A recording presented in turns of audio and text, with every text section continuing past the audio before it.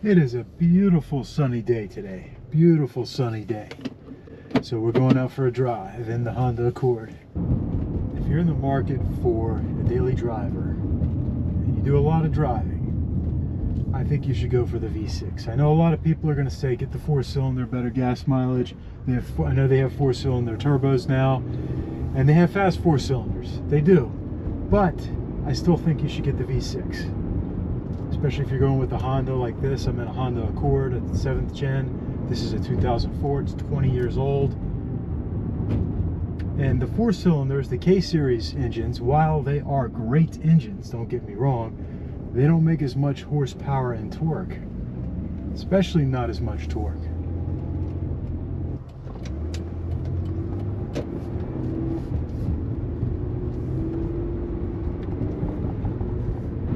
Go with the V6, you're going to have more power and you're still going to have good gas mileage. And actually you'll probably average the same amount of mileage, because with the V6 I don't have to hit the gas as hard to pull out in traffic. I don't have to wind the car up to make power. With the 4-cylinders, especially the older 4-cylinders, so we're going to focus on older 4-cylinders, you have to wind them up to make power, and when you wind them up you're getting less mileage. So, I mean, it depends. It depends. If you are someone that does a lot of commuting, that's on a really tight budget, then absolutely go for the 4-cylinder, especially if it's just going to be you in the car most of the time. If it's just you driving, the car doesn't have to do as much work. There isn't as much weight in the vehicle. But if you have a family, if you're going to have multiple people in the car, if you're driving people around, you're going to want more torque. You're going to want the V6. Because the 4-cylinder is going to feel underpowered. You're going to have to wind it up. If you can find the manual in one of these, which in the Accords they aren't too common, and obviously there aren't many left, it's worth it to go for that if that's your thing and pay a premium for it. Actually, any of these cars that you can find in good shape are worth a little bit of a premium. If you can find the right spec and it has an excellent service history, maintenance, it's been well kept, it's worth the extra money, because they don't make cars like this anymore with minimal electronics that are extremely reliable and make great daily drivers that are really inexpensive to maintain, inexpensive to insure, relatively good mileage. You can get 30 miles to the gallon in a V6 like this. Yeah, you're not going to get 40 or 50, but you're not going to have to, again, you're not going to have to drive the car as hard. And everybody drives fast now.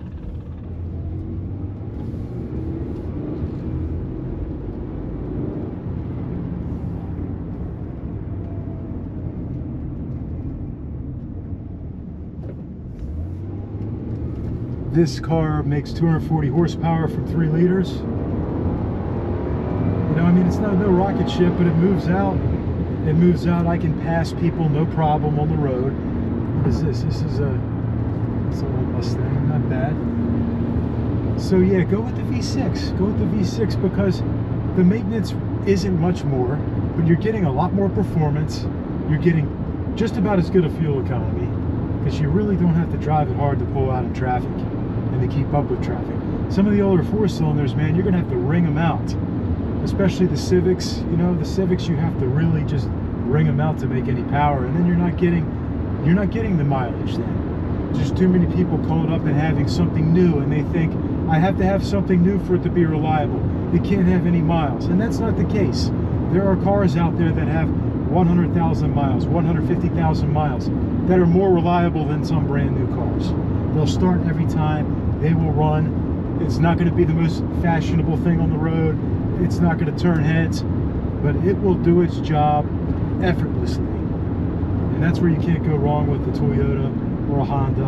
And honestly, just about all makes and models have reliable cars, have cars that run well, that will last. You just have to do your research. Always do your research. And don't be afraid to pay a little more if it's the right car for you, if it's the exact spec, if it's the one you want. Because in the long run, you'll be happy. And let's say you're looking for a used Honda like this, and the guy wants an extra $1,000 more or $500 more, go ahead and spend the money, because you may not find another one ever.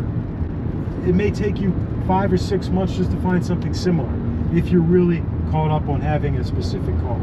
And with the V6, you have more people in the car, you have a big family, it makes more torque, it's going to get you around more effectively. Plus, V6s are a dying breed. The new Accord doesn't have a V6, it's a 1.5 turbo.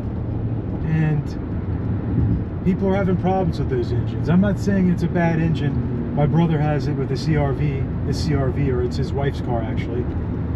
And it's been great for them. They've had it for 5 years, 0 problems. So I'm not saying that it's, you know, a bad thing. But going with the V6, it's a little more fun. You get a little more power. You've got that passing power. The maintenance and reliability, I mean, spark plugs last 100,000 miles in these cars. You do have timing belts, but it's not like you have to do a timing belt every 15 or 20,000. It's every 60,000 or 7 years, I want to say.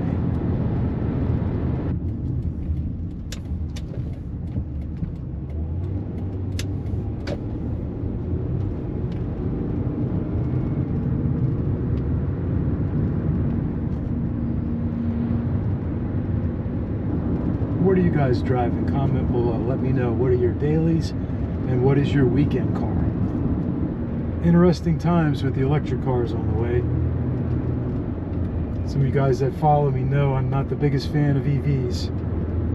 I don't really hate them as much as I make it out to be in my TikTok and Instagram videos. I mostly do that for engagement, to be honest, because it gets a lot of engagement when you say EVs suck. It's a Best Buy on 4 wheels. It's a toaster, you know, and it pisses people off. People start arguing in the comments, you get more views. But I actually like the Lucid Air, the Sapphire. I know Brooks on Drag Times recently did a video, and it's a quick car. I also saw them in person, Tyson's Corner, Virginia. They have a store, a Lucid store in the mall, and it's a good looking car. It doesn't have that Tesla kind of feel, that plasticky, cheap feel. It feels more luxurious. It feels more like a real car. They put more effort into making it a luxurious car. And granted, it's very expensive, but I do like that. Although I hear they're losing like $200,000 per vehicle. It's insanity.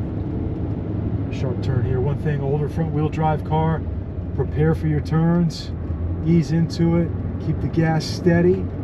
You want to be steady, and then you can still, you know, get on it after the turn. But a car like this, an older car like this, that has a lot of play, a lot of flex in the suspension, you can really disrupt the balance of the car. So you want to be prepared before going into a corner. Same with braking. You want to plan ahead of time. But what do you guys think? Am I right about the V6? Should you go for the V6, or is a 4-cylinder good enough for you? I mean, personally, as someone who does like to drive, enjoys driving, and I know this isn't a performance car, but that's another reason to have that in this, because it makes it a little bit closer to that. At least I have a little power to move out. Not going to win any races, but I can get around, I can get up to speed, I can merge in traffic. You're not winding out your engine and going nowhere just to save 4 miles to the gallon. Okay, maybe some of the cars you're going to get like 8 to 10 miles to the gallon difference. I've hit 32 in this on the highway, driving slow. I mean, it's not bad. That's not terrible. Are the V6 Accords getting 40? I mean, the 4-cylinder Accords from this era getting 42? No, they're not. Maybe the Civics. So driving an older car, you do have to pay attention a little more. You don't have the driver's aids, the nannies, blind spot warnings, backup camera, but it makes you a better driver not using any of that stuff. And I can't stress enough, when you have sharp turns with an older car, you want to be prepared ahead of time. Keep the gas pedal steady. Your inputs need to be steady, and you will be able to travel through a turn faster and safer.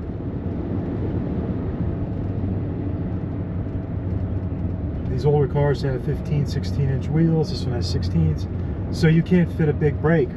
You don't have as wide of a tire, so there isn't as much grip. Your tire options are limited, but it's still good enough performance for a daily, in my opinion. especially if you want to save money, have something that costs you next to nothing. You can get a good Japanese car. You will have to look, you will have to hunt, but you can find one for 12 grand in really good shape, 12 to 15 on the high end for something really, really mint with low mileage, I would say. And yeah, that's a lot of money for an older car, but it's not going to cost you much because it's going to last, especially if you have one that's been well maintained, that is low mileage. And when I say low mileage, I mean, you know, under 60,000 miles for a car that's, you know, 15 years old or so.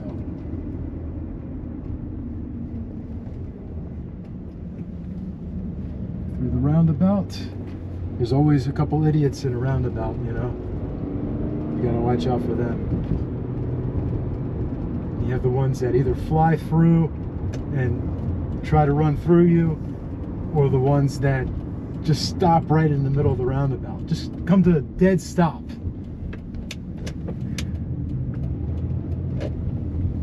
Thanks for watching, guys. Like and subscribe. Stay tuned for more videos. We've got more content coming with the Honda and more content coming with the 350Z. And the ride and drives are coming. Ride and drives.